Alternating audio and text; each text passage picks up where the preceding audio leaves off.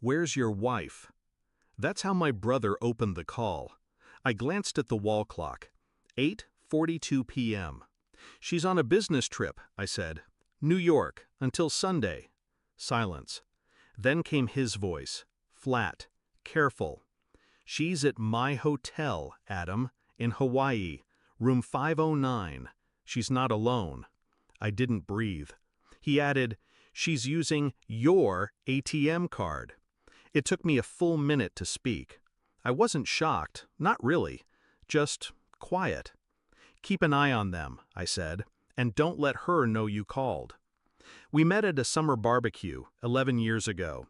She wore red, laughed too loud, kissed me before we exchanged names. I thought I found fire. We got married 6 months later. She liked fast things, cars, decisions, people. She said I was her anchor. But eventually, she started drifting.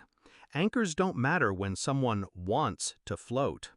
The signs came slow. Business trips got longer. She started hiding her phone under her pillow. Bank statements stopped making sense. Once I smelled cologne on her coat, a scent I didn't wear. I didn't say anything. I watched. I listened. And now I knew. My brother, Daniel, runs a resort on the Big Island. We haven't been close in years, but blood's blood. He texted me the name of the guest she checked in with, Jason Klein. I checked her calendar. She had an investor meeting listed, of course. I didn't rage. I didn't cry. I opened my laptop. First, I froze the joint accounts. Left enough for food and cab fare, just enough to sting. Next, I called Daniel. "I need her distracted. Can you upgrade her room? To the presidential suite?" "Exactly. Give her champagne. Tell her it's on the house." He caught on. "You're going to trap her?" I smiled. "No, I'm going to expose her." I booked a last-minute flight, landed in Kona just after sunrise, rented a car, drove straight to the resort. Room 509 overlooked the ocean. I didn't knock. I had Daniel unlock the suite's private surveillance system, hidden cameras, audio, everything streamed to my phone.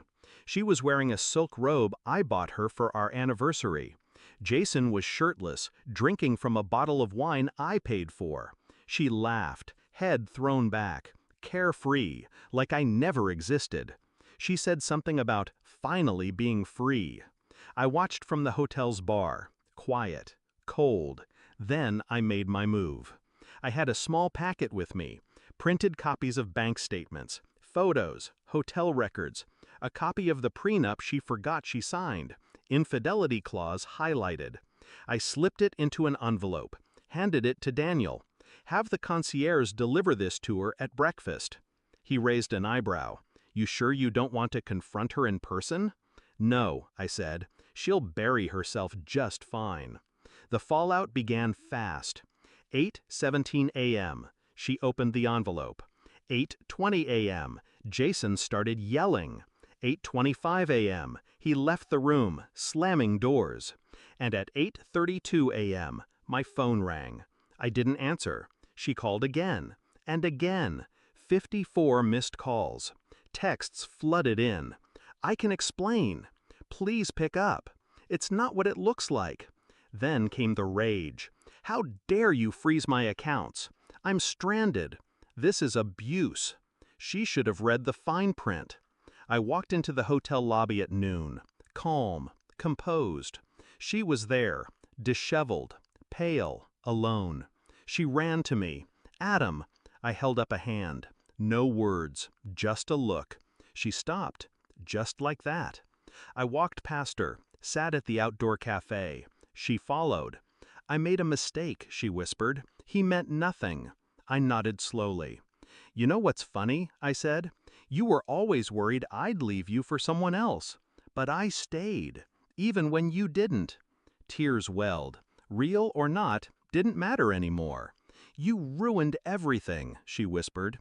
"No," I said. "I ended it. There's a difference." I stood. "Checkout is at 11 tomorrow. Try not to steal the towels." Back home, I filed the divorce. With the prenup violation, she gets nothing. No house, no spousal support, just her own mess. The lawyer said, "She'll fight this." I smiled. Let her. I already won. Now I sleep soundly, alone but at peace.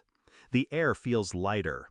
I didn't yell, I didn't beg, I just let the truth do the talking. She chose a beach fling over a life we built. She tried to lie, to take, to run.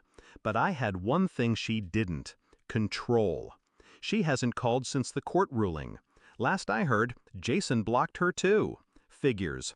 You play with fire, you end up alone on a beach with nothing but regrets, and a canceled card.